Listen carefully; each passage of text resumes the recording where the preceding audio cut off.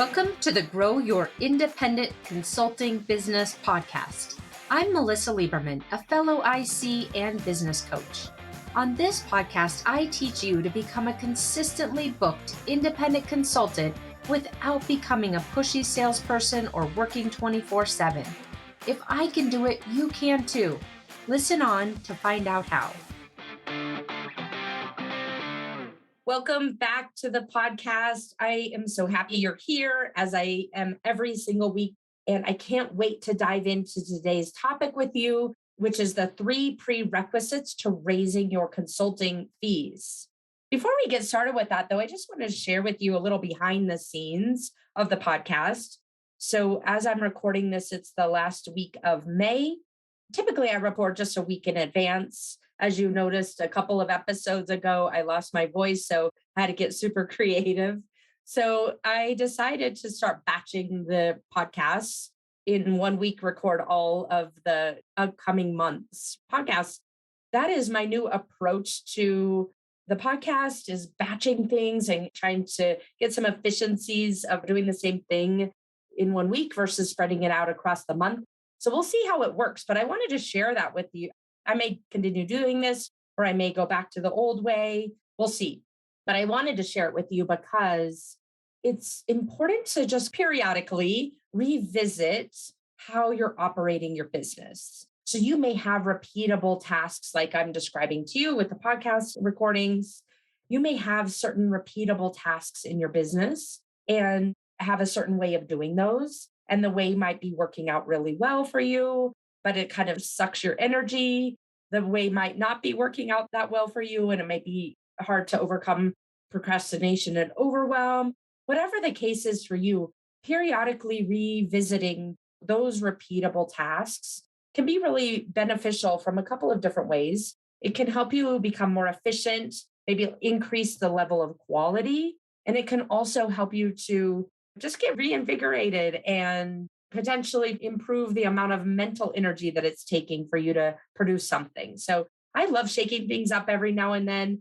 I wanted to take this opportunity to encourage you to do the same thing. And we'll see if I continue with this method or not. But I will tell you, one of the downsides of this method is I have recorded a good chunk of these June episodes so far, and I want you to hear all of them immediately. I think they're so good, if I don't say so myself. And I don't want you to have to wait. You will wait. And by now you've listened to a good chunk of the June episodes, but my impatient part of myself doesn't want you to wait. And that's been the one downside I've noticed so far. So anyway, with that, let's dive into the 3 prerequisites to raising your consulting fees. Can't wait to share this with you because it really is a formula to help you get to the place where you're not undercharging, which we talk about frequently on this podcast, right? So the first thing I want to ask you, which I find to be a really interesting question, who gives you the permission to raise your consulting fees? Really honestly answer that for yourself. Because on the surface, you might say, well, I'm running the business. But under the surface, I often find that consultants are really waiting for someone else to give you permission.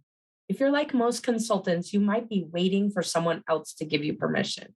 Someone to tell you how, your rates are less than we pay other consultants. You should charge more. Or you to get access to some rates that maybe colleagues are charging and realize, oh, I have some headroom here. I should increase my fees. Who are you waiting to give you permission to raise your consulting fees? Mostly that comes from kind of a hangover from corporate, right?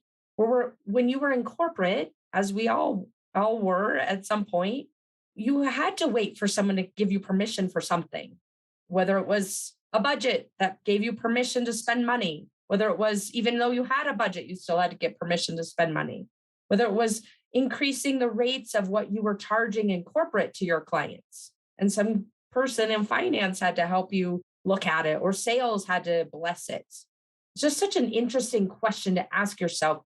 Who are you waiting on to give you permission to raise your consulting fees? So today, let's just start off this episode by saying you get to decide when you're going to raise your consulting fees. And now you're going to work on the prerequisites to get yourself into the most ideal spot to go ahead and raise those rates so that you ultimately stay on top of your rates so that you're handling them in a more systematic versus haphazard way, and that ultimately you're avoiding undercharging. So, with that, we're going to cover these three prerequisites today. I'm going to tell you what they are, and then I'm going to dive into the details of each one of them so that you know how to implement this in your business. And I'll give you an example as we go, really to help you get crystal clear on these three prerequisites. So, the first is number one, be clear on what you're selling and what you're not selling. Number two, frequently calculate the tangible and intangible value of the work you deliver. So you want to be calculating the value of the work you're delivering, the outcomes you're creating, in both a tangible and intangible way. And then thirdly is to sell yourself on the fee increases. Sell yourself first.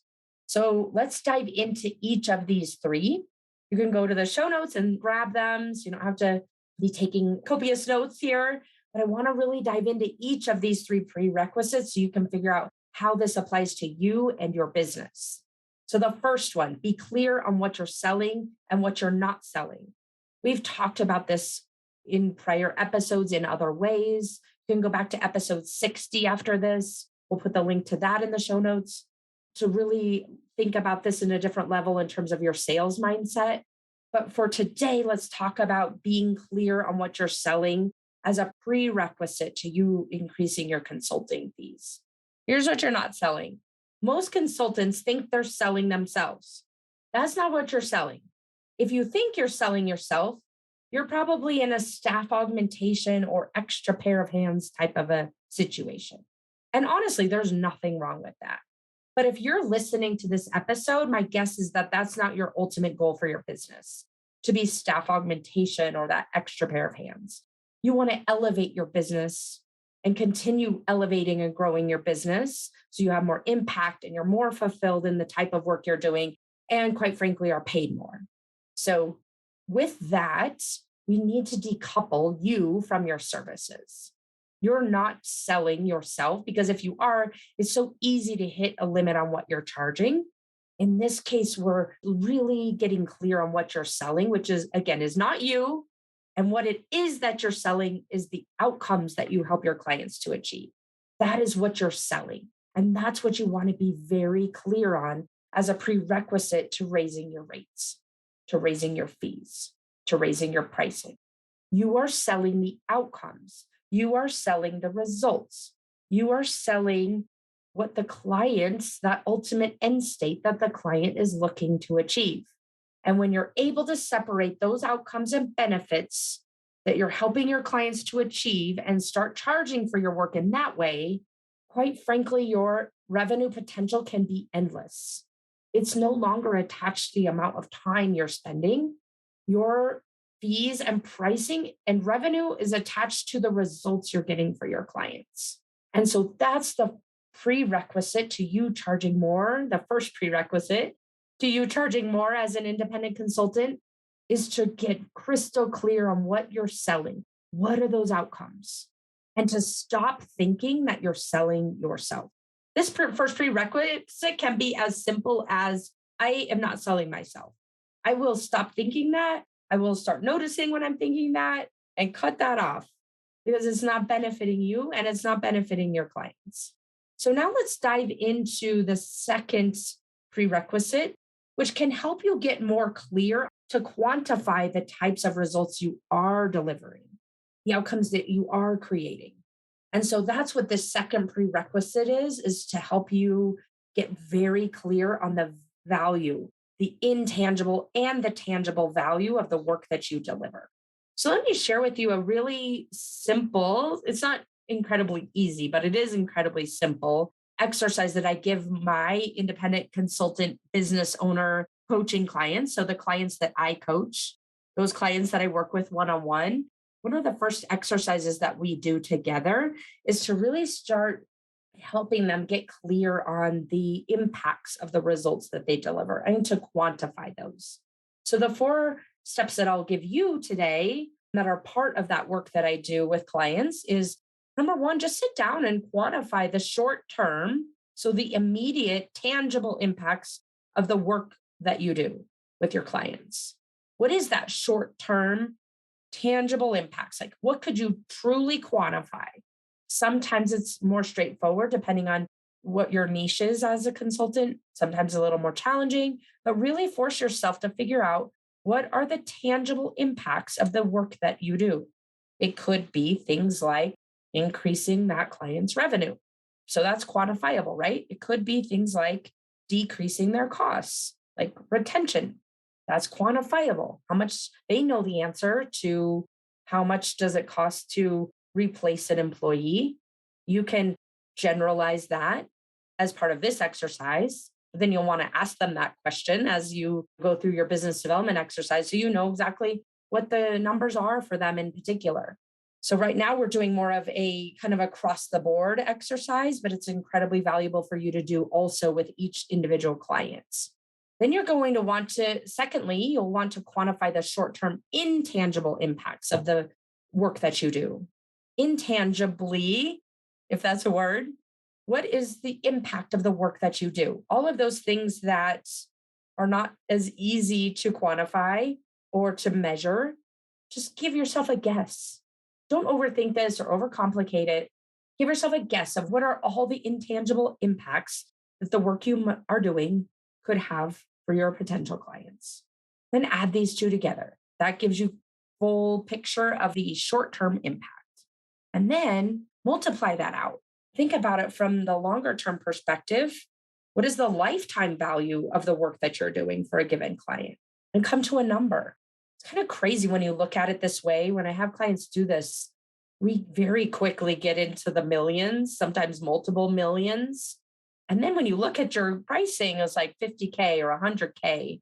So crazy how that looks so meaningless in the big picture to that particular client. Meaningful to you, but when you're delivering millions of dollars of value, the fact that you're charging 100K or 200K or whatever it is that you're charging looks so much easier on paper, right? So let me give you an example of this. So we're no longer thinking we're charging ourselves. That was prerequisite 1. Now prerequisite 2 is really getting clear on the value of the work that you deliver. So let's just take it a simple example. Let's say that you're an agile consultant. So as an agile consultant, you're helping development organizations to improve the process by which they deliver new product. A development organization might be a software company, or it might be some arm within another company that is delivering new product to market, right? And so your goal is, from an agile perspective, is to help them improve the process by which they're delivering that software in order to increase their throughput, in order to be more attractive to new developers, which at the point we're recording this is a scarce commodity. It's hard to hire the developers. So let's talk through this formula that I gave you. The short-term impacts, which are the tangible and the intangible, if you were to add all of those up, you could save yourself 500K a year in cost. Save that client 500K easily in costs every year. With retention, developer retention, with developer recruiting, ease of recruiting. At this point, developers are looking for this type of methodology versus waterfall, for example. You can help that client accumulate that 500K in cost savings by them avoiding mistakes, costly mistakes that require rework, helps them with code quality, rework avoidance, speed to market, quicker to revenue streams, new product revenue streams, whatever it is, right? Those are some examples for you. So you could very easily get to a 500K number in terms of the short-term impacts. And by that, I mean a short term, like 6 months, 12 months, something like that. And then over the course of the typical lifespan of the processes you've designed, let's just say that those processes last 2 or 3 years before they need to be revisited or refreshed in a larger scale way. Of course, it's always iterating, right? But in a larger scale way, the work that you've done will last them 2 or 3 years. So then you multiply that 500K out, and you could be easily saving them $1 million to $1.5 million. This is a business case, right? What does it look like to the results of the work that you're delivering, and in a cost savings perspective or in a revenue generating perspective, whatever the type of work is that you do? That gives you an example. And so then again, this type of exercise can be incredibly eye opening for you as you're looking at increasing your fees. Because number one, it's going to help you to really ask deeper questions during your sales cycle to understand the why behind why they might consider bringing you on board to work with, not work for, right? Why does this matter to them? Why does this work matter to them? What will the impact of this work be, tangibly, intangibly? What are the numbers you could attach to all of this? When you think about your business in this way, and Nicola, who I interviewed last week, referred to this in the episode that we just recorded. When she started thinking about her business in this way and asking these deeper questions during her business development cycle, it just naturally leads to increasing your consulting fees and for her consulting fees because you have such a deeper understanding of why this work matters and what impacts it will have for them in their organization and why those impacts matter to them, the numbers, the quantifying of that. So, doing this second prerequisite that I'm sharing with you, which is calculating the value, really helps you to get to a deeper, more meaningful business development process, which naturally leads to you setting yourself up as a trusted advisor and naturally leads to you being able to request much, much larger fees. The second value of this exercise, the calculating of the tangible and intangible value, I touched on this a minute ago, but the second reason why this can be incredibly eye opening is because you can see the value of the benefits you deliver and make you more comfortable proposing those higher rates. Again, when you see the work that I do leads to 1 million or 1.5 million in value to this client, of course, proposing 100K or 200K, 300K becomes so much easier when you look at it from this perspective. So that's why this is one of the prerequisites to you raising your consulting fees is to get your head into this headspace so it becomes so much easier for you to propose these numbers versus feel like I'm going to propose a higher number and almost like throw it over the transom and hope that they agree to it. You see the difference there? So then the third prerequisite is for you to sell yourself on the pricing increase. You have to sell yourself first before you can sell anyone else. And quite frankly, doing that second prerequisite may get you fully there, but you need to look and see where it didn't get you there. Where are still the hangups about you feeling like the work that you do shouldn't be priced at that level, whatever that next level is? What are your hangups around you asking for that amount of money, whatever that new amount of money is? And most independent consultants overlook this key critical step. We just, again, delegate whatever our pricing is to the client's budget or whatever we think the market will allow or not allow. And that's truly not the truth. I've seen such a range in pricing models and what consultants are able to charge. And quite frankly, they are worth it and even more because of the value they're delivering. And so it's just not true that there's some kind of a market cap or some kind of an external constraint being placed upon you. The constraint being placed upon you is the way you're thinking about yourself and the value that you deliver, what you think your client is thinking, and getting yourself fully on board 110% that you sold yourself first. So part of it, again, is that exercise I just shared with you. And part of it is you asking yourself, where are my hangups? Where do I feel nervousness? Where do I feel hesitation? Where do I feel nauseous as I'm thinking about this particular new pricing and why? Why am I thinking that? Why am I feeling that? It's because of the way you're thinking. So, what are the thoughts you have about yourself and your ability to demand that amount of money in the marketplace? What are your thoughts about your clients and their ability to pay or their interest in paying that amount of money for the work you do? What do you think your clients are thinking about you as you're proposing that amount of money? Answering those types of questions, the questions in those categories, will be incredibly insightful for you to figure out where this upper limit is for you in the way that you're pricing out your proposals and help you to move beyond it. And look, at the end of the day, you've got to sell yourself first on this new pricing. Because if you think your pricing is too high, or you think that your client isn't going to want to pay it, think about how that makes you show up. It makes you hesitant. It makes you come across as tentative. It makes you kind of scanning the room, like wondering when the other shoe is going to drop, or wondering when they're going to push back on you, or wondering if they're going to toss you out of the room, whatever it is that you're afraid of. And so, of course, it's going to be harder for you to sell higher pricing on your proposals because you come across with self doubt and tentativeness. And it ends up making you undermine yourself and your expertise. That's why it doesn't work. So, the alternative is that you've sold yourself first on the pricing increase. You're not waiting for someone to agree to your new pricing in your next proposal and then decide you can feel confident about it. You feel confident first. You believe in it 110% first.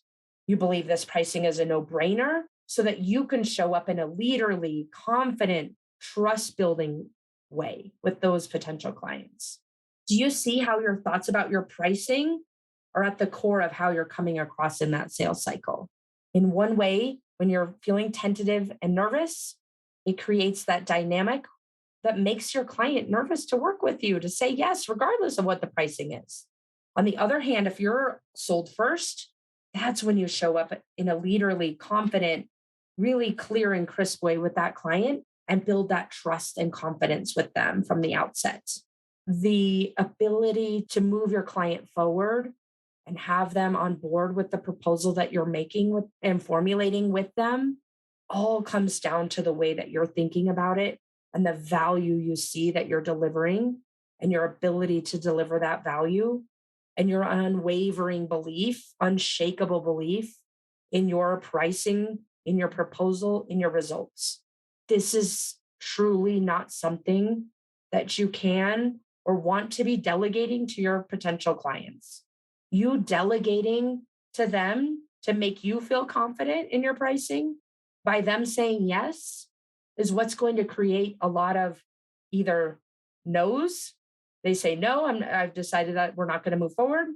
Or it creates situations where you continuously undercharge because you're wanting that client to give you permission. Back to the first question I asked you, right? Who gives you permission? Maybe not directly, but subtly, you're looking for them to give you that permission. So do not delegate this to your potential clients.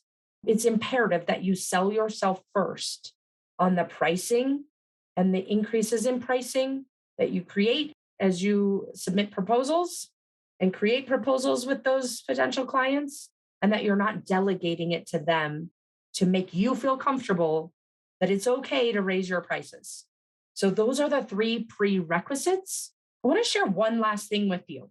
So these prerequisites are incredibly important. I want to make sure that you put those in place in your business, but you also need a trigger, a point in your business to make sure that you're reevaluating pricing structures. Because if you're just kind of waiting until it feels like the right moment, you're going to delay until you've underpriced so many opportunities that you didn't need to. So this doesn't happen without intentionality. You want to reevaluate your pricing structures. Some consultants have a great process where they just look at that after every engagement. So that could be your trigger, or your trigger to look at your prices, your pricing structures could be just adding it to your business calendar every few months, whichever works for you. Because otherwise your brain's going to gravitate toward pushing this decision off. And it's going to feel really logical. Like, oh, I'll just relook at my rates as soon as I know this client is really happy with the work that I do. Or I'll think about this after such and such happens. We know that that's how our brain works. It always defers to later to avoid that immediate discomfort. So in order to make sure that doesn't happen to you, either put in a business practice that you're going to revisit this after every engagement, no matter what, or set it in your business calendar every few months so that you intentionally are putting these prerequisites in place. And quite frankly, they're not a one and done. It's not like one day you can just do this work and then it's over, check it off the list forever. These are living, breathing prerequisites that you want to be focusing in on so that you can set yourself up for those pricing increases more frequently than not. All right. So the summary here for you is to get really clear on what you're selling and what you're not selling, calculate that value, both the intangible and tangible of the work that you deliver, sell yourself first on the increases. Don't expect your clients to sell you for you, and put it in your calendar or put it at the end of every engagement so that you revisit on a regular basis. And then finally, as we wrap up, I want to encourage you to put this work into practice. And there's a couple of next steps that can also benefit you in getting to the place where you're charging the amount that is commensurate with the value that you're delivering and not undercharging. So the two next steps for you would be, if you're interested in getting help in applying this to your business specifically, I only work with clients one-on-one to really dig into your business, figure out how this applies to you so that you can go further faster toward predictability, toward sustainability, and toward having more fulfillment and joy in your practice. So you can book a consultation with me at consultmelissa.com. My name has one S in it, Melisa. You can get the link in the show notes. But I would love to talk with you. Coaching might not be the right fit. And there's often times where I tell people, you know what, I think you should go do this instead of coaching. But if it is the right fit, I would love to talk with you in more detail and see if we would be a good fit working together, so that, again, you're not just constantly repeating the same results over and over again. We can help you break through whatever your ceiling is and become more profitable, become more fulfilled in your consulting business. If you're not quite ready to explore private coaching yet, and or you want more on predictability, creating predictability in your business, go ahead over to IC, the letters IC, scorecard.com, and you can take my independent consultant's business predictability assessment. And it's going to give you a rating, a score in 4 key areas of your business that are such good indicators of why your business is maybe not as predictable as you want it to be right now, and how to create more predictability in your consulting business. So go take that assessment. It will give you a rating in those 4 key areas, predictability areas, and also a really detailed report that gives you resources to implement whatever your growth areas are to improve the predictability in your business. So that's at icscorecard.com. Thank you for tuning in today. I'm so glad you're here, and I can't wait to see you again next week. Take care. Thanks for joining me this week on the Grow Your Independent Consulting Business podcast. If you liked today's episode, I have 3 quick next steps for you. First, click subscribe on Apple Podcasts or wherever you listen to make sure you don't miss future episodes. Next, leave me a review in your podcast app so other independent consultants can find and benefit too. And finally, to put the ideas from today's episode into action, head over to melissalieberman.com for the show notes and more resources to help you grow your consulting practice from your first few projects into a full-fledged business. See you next week.